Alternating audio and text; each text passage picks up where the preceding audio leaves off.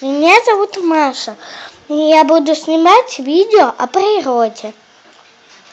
Итак, как беречь природу? Смотрите, поливаешь цветы, потом ждешь 2 дня, когда чуть-чуть хотя бы пересохнут, и потом нужно их поливать. Но ни в коем случае не каждый день. И тем более огромные, которые уже разрослись растения, не надо много поливать, только толстые или малюсенькие, ясно?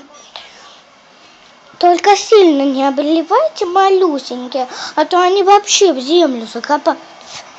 Итак, нужно беречь воду, беречь воздух, например, держать дыхание на какое-то время.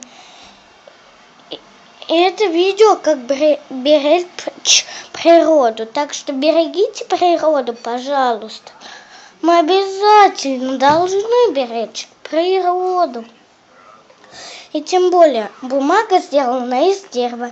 Пожалуйста, ее сохраняйте. Если все будет заполнено бумага заполнена мусорками все время, тогда там ее переплавят, и ничего, она просто выбросит в какую-то штуку специальную и в квадратик обведут. И сделают в квадрат. А надо сохранять бумагу. Из нее сделают специальную штучку, а потом бумагу делают. Так что берегите природу, ясно?